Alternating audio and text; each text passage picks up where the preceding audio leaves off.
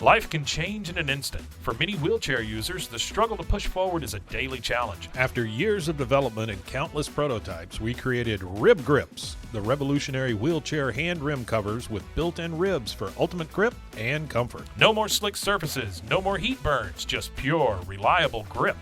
Rib Grips, empowering you to push forward with ease. Rib Grips, get a grip on your freedom. Discover the difference. Visit ribgrips.com and use promo code GRIP today. You just found the perfect product that helps with staying cool during hot summer runs. No more gross warm water. Stay cool with this product from Gear Handle. This hydration tube cover helps keep your water cool and easily accessible. Stay hydrated during those long summer runs or even delay from freezing in the winter. Plus, they're compatible with various brands of water bladders and come in various colors. Visit gearhandle.com and use promo code H2O today. This is a Rogue Media Network podcast.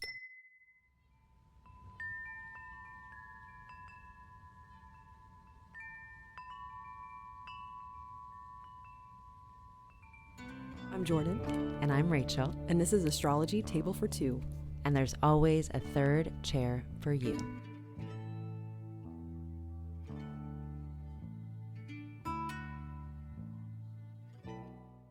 Hey, this is Rachel. And this is Jordan. And this is the new moon in Leo.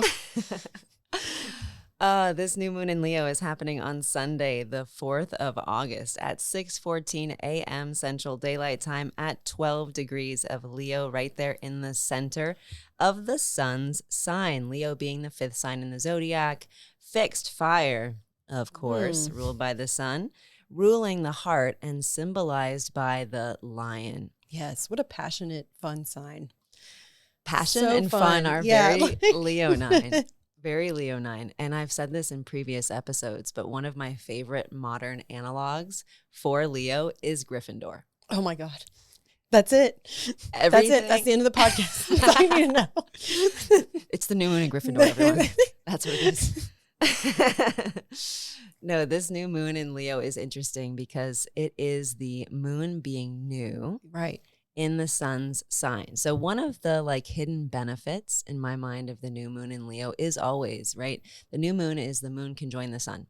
And in this case, the moon is conjoined the sun in the place where the sun is the strongest. So the sun is jamming out to its own Leo tunes right now. It's us doing us, the sun doing the sun. It's that growth, it's that passion, it's that expression, it's that self-energy, the energy of life. Okay. So the moon does benefit by a connection with the sun in a place where the sun is really strong.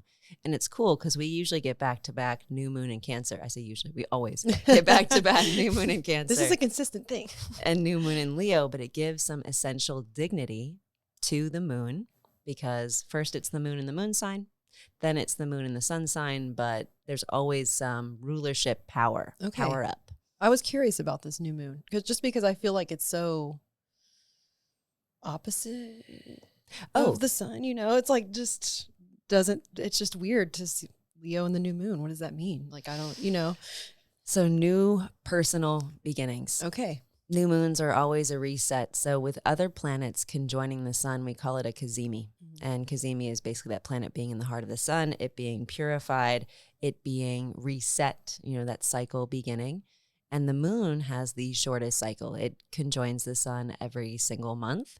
But in this case, we are purifying the moon and the fires of the sun in the sun's favorite place.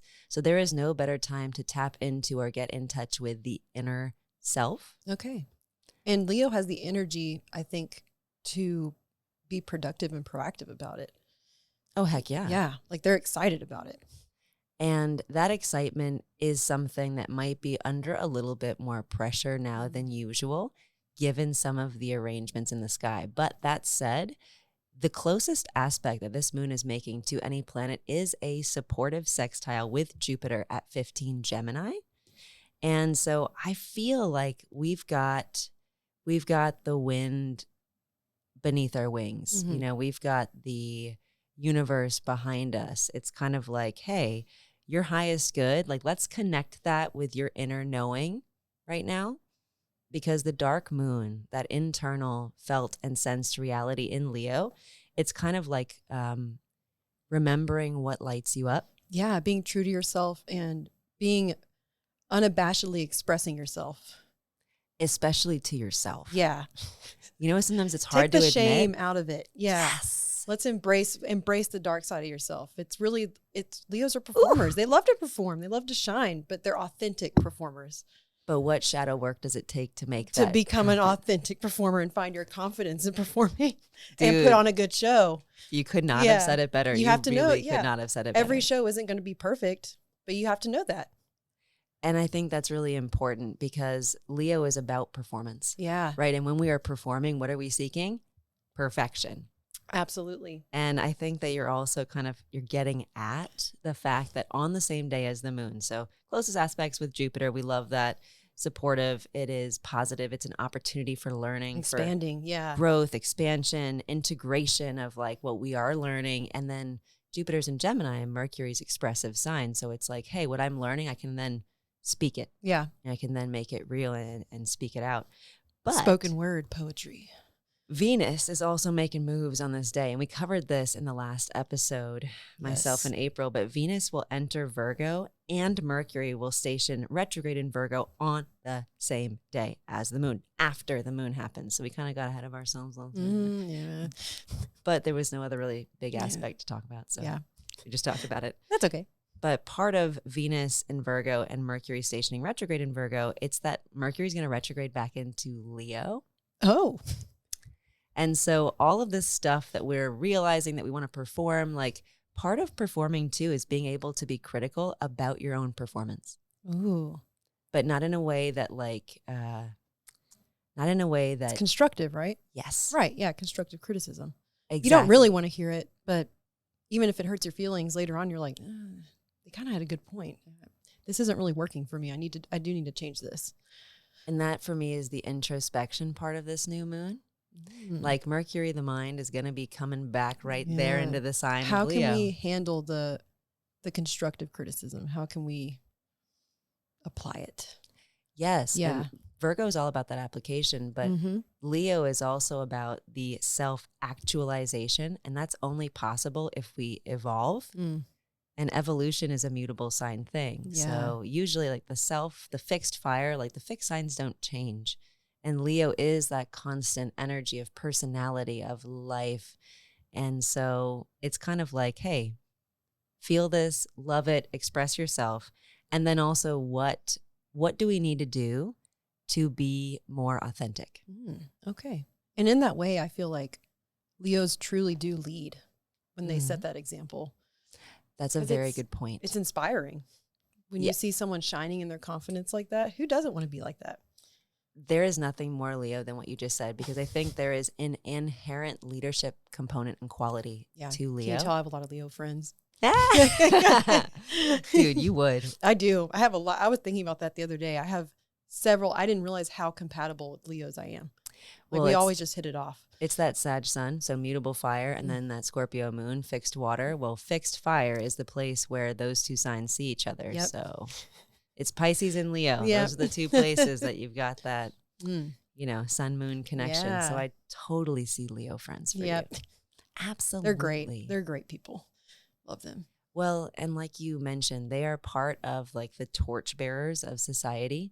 Like they are those people who do lead by example, who are seen. Yeah, they inspire me.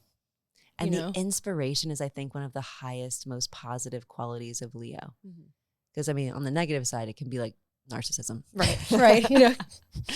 But on the positive side, like that inspiration is also what allows other people to be inspired to make changes that allow them to be more authentic in their expression. Because sometimes we get so conditioned by society that we like don't remember who we are. No. We often forget, and some people don't come back to who they truly are. Is that, am I right? That's like the Lion King, like remember. Simba is so Leo. Absolutely. Oh my God. Yeah. It's the actual visual representation of a Leo. But even like his journey of like the Leo's journey. Yeah. And part of this moon, so this moon is happening trine and sextile to the lunar nodes relatively tightly at 8 degrees of Aries in Libra. So that is like a karmic, fateful, like that journey, that thread of like, where is my where is my story going? Mhm. And Leo is all about telling their own story. Yeah.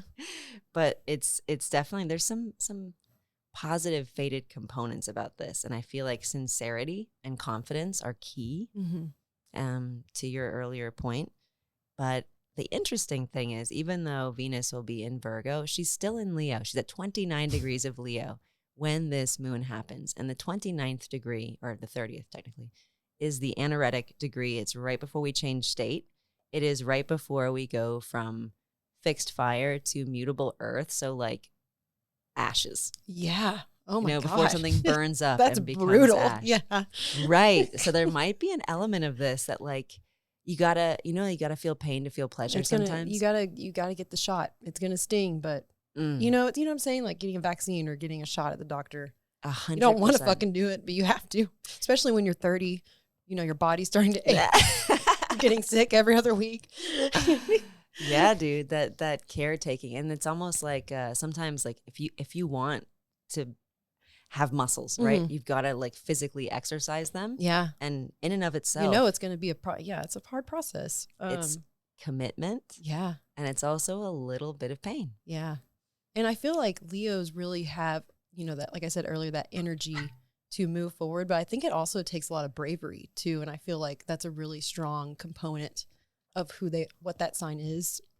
Yeah. Staying brave, using that fire to like keep moving forward. And you said like the torchbearer, leading the way, inspiring confidence in others. Especially, hey, listen, what use is being a candle in a well-lit room, right? Part of being a Leo, or part of accessing that Leo part of ourselves, and everybody listening, everybody has Leo in their chart. It's somewhere. You have all 12 signs in there. You might not have any planets in there, but it's somewhere. And in that place is where you're called to be brave, to take, not risk, but like to be vulnerable in the actual expression of yourself. Because if you're being fake, you're not hurt when somebody doesn't accept that. Right. Right? It's the mask you wear. And this new moon is unmasking. Okay. Ooh, yeah. For sure, unmasking. And I think part of that too, like in being authentic and being sincere, part of that is knowing who you are and knowing what you want. Mm-hmm. And that's more complicated. Yeah, that's the main part of the journey right there, isn't it? Right. For a lot of people, like if they don't already have that, aren't in touch with their sense of self quite yet. Because and I think I've said this in a previous podcast, we can love what we love and accept that, or spend all of our life denying or fighting that. But it doesn't change what we actually love, what it really gives us life, what really lights us up. And I feel like this dark moon in Leo is one of the perfect times to get in touch with what really motivates you. Right. Dance naked around a fire in your backyard under the new moon. Hey, Tritaka meditation, that like looking into fire, it's a real, like candle gazing is real, fire gazing is real. And it can help to kind of like burn through the layers of artifice or falsehood into like what? Expose that passion. Right. Yes. What do I really care about? What do I really want? Yeah. And who am I really? Yeah. You might get burned, but that's okay. Yeah. I mean, and also there is some courage that it takes to go after what you want, which is very Leonine as Embrace the bravery. Embrace the bravest version of yourself. Yes. Yeah. Channel. You worded it better. Yeah. I like that better. Well, you know how sometimes you feel like there's a version of you or a part of you that you don't necessarily have access to, like your better angels, right? The one who like knows what the right thing to do is, and it's just hard to find that, or hard to like, because if you're being that, then it's also then not allowing you to, what's the word? You can't beat around the bush. Like it's getting to the heart of things. Yeah. Ooh. Straight to the point. Yeah. Let's cut the chase. Come on. Right. Right. But then it gets real. Yeah. And some people aren't ready for that. And Leo is about it getting real. Yeah. I mean, they're okay with it. They're not afraid to get burned. And we're going to have plenty of Mercury retrograde to like comb through the details of what it will take in order to like actually because you can know what you want. And then it's like, all right, now what? So how am I applying this? We might like dance around that fire, meditate, and be like, oh my God, I'd actually want to be, in an ashram, like at an orphanage in India. And like, so then what? So now what? Yeah, are we it's just the thought? Are we going to apply it? Are we going to take action? Right. And in the knowing of the self, there's also then the second part of the expressing of the self. And I feel like that's what the Jupiter in Gemini, Mercury sign, Venus and Mercury in Virgo, Mercury sign, like there's a very mercurial overtone to this Leo moon. Yeah. It's like, so That's interesting. and I think I've said this on the podcast as well, but the first one of the 3 inscriptions at the Oracle at Delphi is know thyself. Mercury sun. Yeah. So get ready, everybody. All right. How exciting. Fixed signs, this moon is coming for you. We've got Pluto in Aquarius retrograde. Ooh. We've got Uranus at the very end of Taurus. Like, yes, we might feel like Yeah. we're being crunched, but if you're heavy with the fixed sign placements, that's Scorpio, Aquarius, Leo, Taurus, know that this is going to be a more consequential moon for people with those placements. Okay. So get excited. Oof, yeah. In a way, I'm a little scared, but we'll use that fear. Well, if you're not doing it afraid, is there any bravery? Excellent point, my friend. You just got my ass with that one. Well, our ass is about to get got a little bit by these next transits. Oh, So Lord. let's give everybody, I say everybody, a break for a word from our sponsors. Sounds good.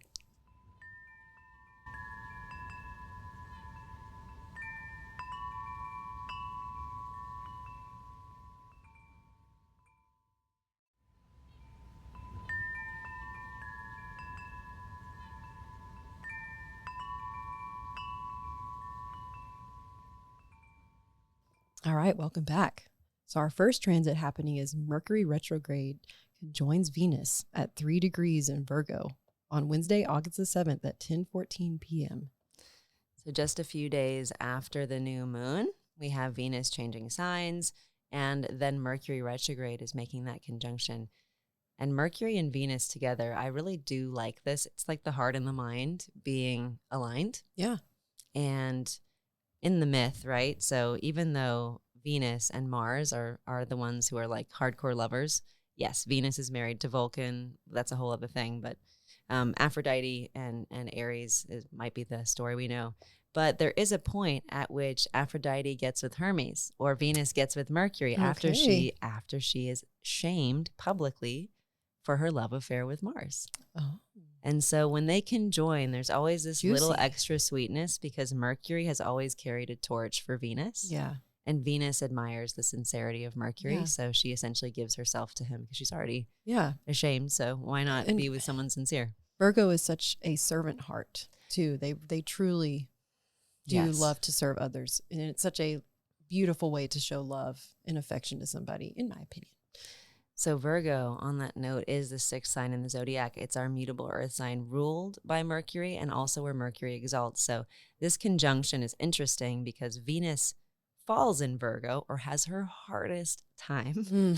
This is what reminds me of that myth where she's like publicly shamed, right? And then Mercury exalts in Virgo. So this is the one time that Hermes gets to get with Aphrodite. Yep. You know? He's like, damn, I look kind of good. Yeah, I'm like, got game today. Yeah. So I'm just going to shoot my shot. I think this might not feel good, but with Mercury in such a strong position here, I think it's for the best. Yeah. It's that medicine, that shot thing that we were talking about yeah, earlier. you have to do it. You were dreading this doctor's appointment, but now that you're here, you know you're going to feel better after you do it. I literally wrote in our notes, and I know that you didn't read down this far, that a spoonful of sugar helps the medicine go down. That's one of That these. is, I like that metaphor. And it's not fun, like we were mentioning. That being self-critical, being very intentional, and figuring out what it is that we could do better. Right. Mutable signs are signs of change. So figuring out how to evolve. Evolution, it can be like the caterpillar to a butterfly thing. Like that shit is gnarly. Yeah, it's not going to be pretty. And gnarly is I would say it's violent. You know what I'm saying? But that transformation is a very mutable earth thing. And so for me, this conjunction is very like high key underrated. Yeah. I think that people don't even think about Mercury Venus conjunctions. I know outside of astrologers, people are like, man, what? What do you mean? Like we all know, oh, it's Leo season. Oh, it's Virgo season. Yeah. The sun, Me. full moon circle. But we don't know, or we don't not care, but we don't, it's not in our awareness. Yeah, it's not a priority. We don't really pay attention to it. We Mercury, don't think Venus about it. conjunctions. Yeah.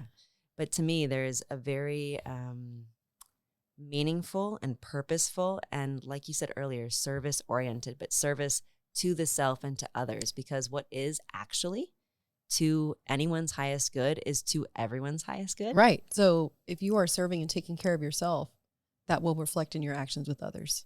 Right. Right. Yes. Yeah, totally. And for me, this conjunction, this time, especially right after the new moon. So the moon will be waxing, like we were planting these new seeds. We're figuring out how to evolve. And part of that is like, okay, so maybe I know what I want now. Now I've got to get a plan to like make that happen. Right. Structure. Right. Discipline. Yeah. Getting my ducks in a row, like taking care of what needs to be taken care of. Mm-hmm. And Virgo is very good at making like the action items. Like, okay, what are our priorities? Like, what's the schedule? Right. I'm like, what's the itinerary? Right. Like, what is the packing list? Here's the Google Doc. I've shared it with everybody. This is our itinerary. Please redline what you, Yeah. Please feel free to add anything, but do email me before you add anything so I can approve it. Dude, there are some very critical changes that we need to make. And Venus and Virgo, it's like, oh, it's hard for me to say that I don't want this or I do need this. And maybe the things that I'm feeling into, like, especially this Virgo Leo cusp. Leo is all about the self and Virgo is all about others, or serving others with our own enlightened qualities and with our talents and skills. But there is something about putting your talents to use for others, very Virgoan. Yes. Yeah. But it's also not always easy. No. Because I feel like it's the Virgos, to me, heavy Virgo placements are always the most critical of themselves. And I feel like that can tend to project onto others unintentionally. Stress. Stress. Anxiety. But they are so hard on themselves. They are so self-critical and judgmental of themselves. And it can keep them from enjoying the enjoyable. Yeah, and it can keep them from actually, I think, progressing and moving forward sometimes too. I feel like it can hold them back from evolving in the way that is best for them. Hey, that's a very reasonable point. And I love that the next time these planets come together, so I was looking into the future and figuring out the next time that Venus and Mercury come together, when Mercury catches back up after it's retrograde with Venus, is in March of 2025. But they connect in Aries. Oh. And Aries is the sign where the sun exalts and Mars rules. First sign, it's about the self, the assertion of the self, the like, I am. Yeah. And so screaming into the void, I'm here. And it's cardinal, it's progressive. So I feel like they're conjoining now and it's like not as fun. But I find it so interesting that the next time they conjoin, Venus is again in one of her worst places. Oh my God. But okay, hear me out. I don't want to scare anybody. I don't want anyone to be mad about this.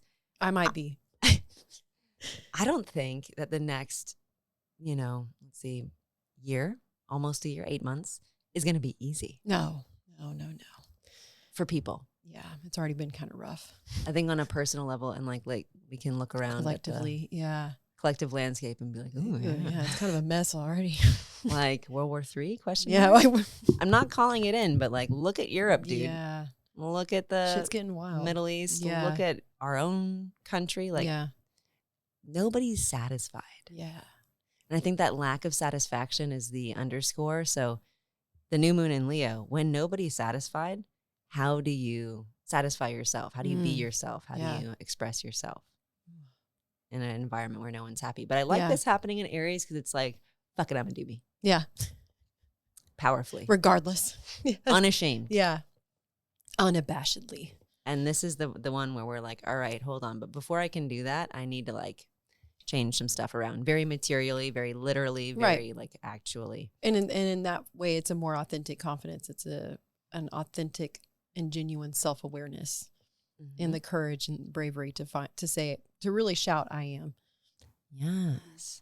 Speaking of that, courage, bravery, the shouting at the top of the roof, our second transit is actually Mars, the planet of action and movement, conjoining Jupiter, the planet of benefit and higher good, at 16 degrees of Gemini, Mercury sign, on Wednesday, August 14th at 10:14 a.m. Central Daylight Time. This one's going to be loud. Yeah. I love the little exploding emoji you put down there. Hey, because you never know when Mars and Jupiter conjoin. It's especially in Gemini. Gemini is the twins, right? It's the third sign in the zodiac, mutable air ruled by Mercury. But it's going to be dual. Yeah. Mars and Jupiter conjoining in like Aries. It's a banger. We're all like, yes. Explosive. Yes, yes, Yeah. yes. But when it's conjoining in Gemini, it's like there'll be some awesome, great, big, good stuff and some bad. Yeah. I was like, the energy is going to be matched either way. It's like you're going to win some, you're going to lose some with this one. And it really depends on everything in your personal chart. But for the collective, I feel like it's going to have this very dual nature because Jupiter actually falls in Gemini and Mars has no particular power. So I think that here it's like, okay, I'm going to have to take my wins and I might have to fight for the things that I want. Yeah. But not every win is going to be easy. Heck yeah. But Mars, Jupiter, like you said with the exploding emoji, it only happens once every 2 years. And it's the opportunity to do, like I said, that better angels stuff, like to act to your highest good, to do the most sort of, not inspirational, yes, but aspirational, to like really go for it. Right. So are you going to do for your highest good or are you going to do for your highest evil? You must pick. Well, Gemini, it could argue both. Yeah. I was going to say devil's advocate. Like, what is evil, though? I feel like you're right. You know, that's a good point. If society's amoral, the perspective of evil what in general is something else that could be more in depth discussed. But what a Gemini conversation that just was. Anyway. Right. Yes. Am I corrupt if I'm doing corrupt things in a corrupt society? Oh, yeah. You know, and if I might suffer entirely by being authentic. But that's, I think, the big thing around this moon is like the highest good, the self-expression, the authenticity might have a cost, especially in the world where, like, with Mars, Jupiter, I get huge cancel culture energy. Oh, yeah. Huge, like, you're out, Mars, you're cut off. Yeah. Like, we don't like you anymore. You're done. Yeah. Yes. What did we just do to Biden? Everyone was like, you're done. You're done. Yeah. He's out. Yeah, we don't like the way you performed. You didn't sound right. Get out of here. We're all going to yell until you step down. Yeah, got very much that energy. So I'm feeling like there are going to be some big fights, but also big ideas. Right. Maybe technological change. Like, you know, it could be the stuff like, hey, Microsoft just went down completely. Yeah. Or on the other side, it could be major innovation. It could be value shift in a positive or a negative way. Like, are we becoming more or less corrupt? Right. And I feel like it's to the extremes. Yes. That's kind of like the vibe I'm getting. It's like really, really good or really, really explosive. Yeah, yes. Yeah. And I have, like, right on the last part of the notes, raising of the social volume. And then, like, the contrast to that is a call to action. Mm-hmm. So yelling for no reason. And then actually applying that yelling and being productive. Yeah. Right. Yeah. Because, like, it reminds me, okay, we're in Texas. So, you know, the way that everybody is yelling at A&M games? Oh, yeah. Oh, my God. It's like the most, it can be, if you hate it, you're like, ugh. But it's also the most, like, spirited, positive. It's a very communal vibe, effort. A little scary, maybe a little culty from an outside perspective, but they do have that community core value at A&M. But if you're a highly sensitive person, you're like, I can't. I have to get out of here. You're like, what is this? Or I have to be, like, very drunk because I can't. The energy is intense. Yeah, it's intense. And that's the vibe I get off of this conjunction. I do think if I could give any advice, I'd be like, if there's something that you want to be creative about, be creative on this day. Okay. And be loud about it. Just, like, do the thing. If you're an artist, like, you're an artist, do the art. Yeah, you're right. If you're a writer, write your heart out. Yeah. Like, this is the time when you'll have energy. Mars brings energy. I will say I've been personally, as an artist, I've been lacking a lot of energy the last month. dude, two full moons in Capricorn are going to do it. I've been exhausted, bitch. Like, Yes. mentally, I've just been so tired. Dude, Like, you are not alone. I feel like that is the refrain. Right. I've heard that from actually everybody. And that's all this Mercury jazz. Like Right. Mercury is. and I'm trying not to be hard on myself. I was kind of getting down in the dumps about it, but I was like, it's okay. It's okay to take a break. I'm not on a deadline, not on a timeline. I should probably make some deadlines and timelines, but Virgo energy. but it's okay. Like I'm allowed to like step away and rest when I can. You are literally highlighting or already pre-introducing the third transit, which is Yippee! Mercury re-entering Leo on Wednesday, August 14th at 7:15 p.m. Central Daylight Time. That's like, hold on, let me just like be internal. Yeah. Let me just do me. Like, Let me love on myself a little bit. I don't have to know what I want. I might be a little tired. Like I might be a little bit, what's the word? I might need to go back internally to my mental drawing board and sort of redefine Right. a little bit of what I want because I'm exhausted for some reason. Yeah. There's something happening Right. that's exhausting me. And I mean, this is Mercury's second pass over this territory this year. So literally in my notes, we're editing our definition of self and how we want to show up. Exactly That's what you really, just said. honestly, yeah, it's kind of like restarting and reassessing almost. Cause I've been inspired, but I haven't had I've had ideas, but I haven't had no energy to apply them. And so at this point I'm getting frustrated because they're just floating around in my head. I'm not actually applying them. And there is frustration too when we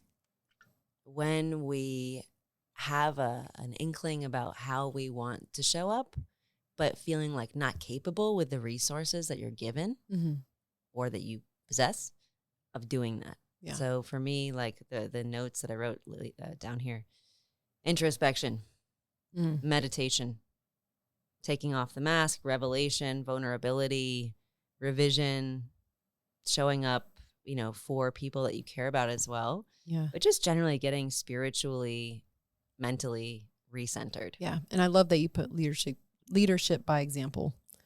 That's the highest form of Leo. But to me, that there's also, what is I wrote a poem once. No man is made in his finest hour. I think I've said that on this podcast too.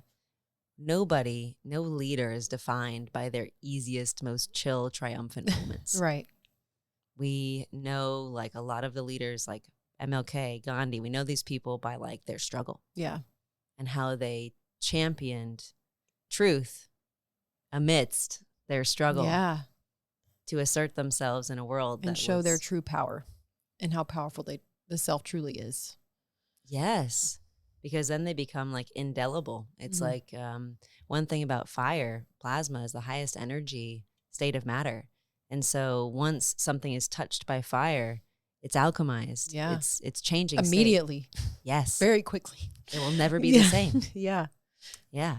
And it might even like when we scorch earth, speaking of that Leo Virgo cusp, there is regeneration there.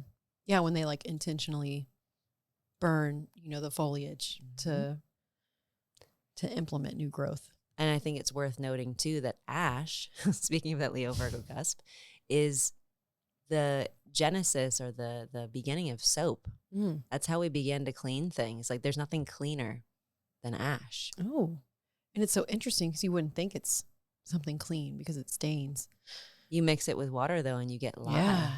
Ooh. Right. So there is something very caustic about it. It does remove layers. Yeah, truly alchemizing. Yeah. But then it's also one of the words I put down here too is redemption. And I have to shout out, she's going to love it if I shout her out, Sarah Greensmith. My lovely friend, Sarah Greensmith, was showing me her notes about this transit. Ooh. And she had this big word, redemption, like redeem. And for the Virgo retrograde into Leo. Yeah, I love that. Of Mercury. And I'm like, oh. That's such a great word for that. Yes. I feel like that's like the overarching theme. Yes. Totally. Because things that have a redemptive quality, it means whatever it was worth it. Absolutely. So like the struggle is worth it, and there is redemption and validation and intrinsic satisfaction. It wasn't a waste. Yeah, it didn't feel like a waste. It wasn't a waste. And girl, Virgo wouldn't waste. Yeah, no, they would. No, not whatsoever. And Mercury in Leo, I think, is about reanimating that. Whatever needs to be vivified, needs to be energized. And sometimes we put parts of ourselves down for a long time. I'm a writer, just for example, poetry, published a book. And I haven't written poetry like religiously in about a year. I haven't had time. Yeah. Or maybe I haven't had motivation, but that doesn't make me not a writer. Right. You're still a poet. It's just something that I'm not animated with right now. Mm-hmm. And I feel like there are qualities, there are things about each of us, the things that light us up that maybe we're not centering on right now. Maybe we're not focused on, or maybe we're not pulling into our public identity. Probably. And I think it's probably things that we maybe don't see value in for ourselves, or we at this moment are insecure about. Maybe, I don't know. Maybe it's something Virgo we Leo don't, cusp is insecure. We don't want to touch it because we're ashamed or we're insecure. We're like, oh, I won't be good enough if I do it. But you have to practice to be good. Hey, that's so true. And I feel like one of the other truths about mutable signs specifically, but also about fixed signs, society today, like if you try applying for jobs, you need to make sure that your resume looks entirely like you were made for whatever job it is. Because people want to see consistency. Mm-hmm. But then they also want to see that you could be a flex player. And there's almost like this duality between, all right, am I just one thing? And am I like perfectly exactly cut out for this one thing? I've always been doing that one thing. Or am I flexible? Yeah. Am I able to expand, to slide into places? Right. Like the resume you needed to submit to colleges, right? You need to be well-rounded. Yeah. So there's this, am I well-rounded? Am I, one-pointed? And what's actually me? And it's the new moon in Leo. So what am I actually? Who am I? Yes. And I think all of these transits, though they're not going to be, strictly speaking, easy, are going to really help us clarify that. Clarity is something that redeems struggle. Yeah. Totally. Still painful, though, sometimes. Well, and I wish I could say that the next moon was going to be like amazing and chill and great, but the next moon, the next lunation is a full moon in Aquarius that's happening on August 19th. And we don't like that? I mean, hey, listen, Aquarius. You can say no. I like me a full moon in Aquarius. I really do. But since Pluto has been like flirting with Aquarius for years, it feels very charged. It feels very charged there. And so, I mean, the next cycle, like, don't get me wrong, one of the greatest things to me about Virgo season, which is upcoming, next time we have that moon, we're going to be like, so in the top 3 transits will be the sun entering Virgo. Okay. But then we get a full moon in Pisces. And your girl has a moon in Pisces. I love me a full moon in Pisces. Oh, I can't wait. Those are so magical too. Mystical. The most magical full moon to me. They are. They truly are. Like it's like this weird spark in the air. I can't describe it. It's not like overwhelming or overbearing, but it's a very like, I feel like I'm in a fantasy.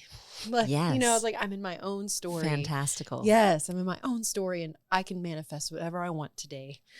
Well, and then the next one's the new moon in Virgo, and we all love a new moon in Virgo for getting our shit together. So, immediately get back on the ground. What are you doing? Yeah. Get your head out of the clouds. Get that ass back on the ground. Well, like every magical, mystical moment needs something to ground it in reality. So, right. You need clarity. You can't always just be stuck in your ass, And I think this new moon in Leo is very, very good for that internal personal awareness, shining the spotlight on what matters. And I'm looking forward to kind of seeing what happens for everyone I know and love. Like there's going to be a lot of glow ups. Ooh. There will be a lot of glow ups, but they might not be easy. It feels like though every person I know who's amazingly successful and incredible, they went through a period of like their glow up was because some shit went down. Yeah. Something happened. I feel like all my glow ups happened after I got my heart broken. Whether it's by a relationship or a romantic relationship or a friendship. But yeah, you truly have to alchemize that pain and grow through it and be brave. You can't wallow in it. Yeah, you've got to lead yourself. Yeah. And that's hard, but when you start to do it, when you actually put it into practice, it gets easier. I think the sun in Leo will give us that energy as well to push through. Yeah. Move forward with that. That greatest showman energy. Yes, the greatest show on earth, is happening in your own life. So look inside. Embrace it. Be excited. Buy the tickets. And we'll see you next time. Have a great day.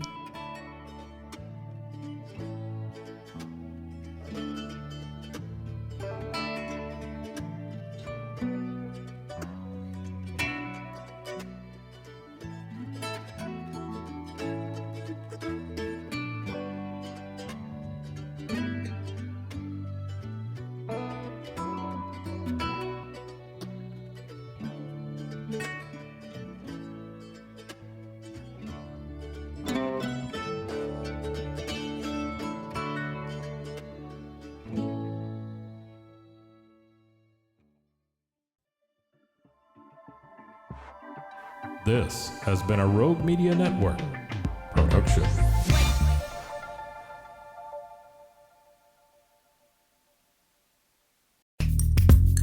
Are you a podcaster? Let's talk podcast hosting. Are you tired of your current podcast host? Need real support in a community that gets it? At Rogue Media Network, we offer top-tier podcast hosting services to help you thrive. From hosting and distribution to dedicated support, we've got you covered. Starting as low as $25 a month. Join our community of passionate podcasters today. Contact us at hello@roguemedianetwork.com.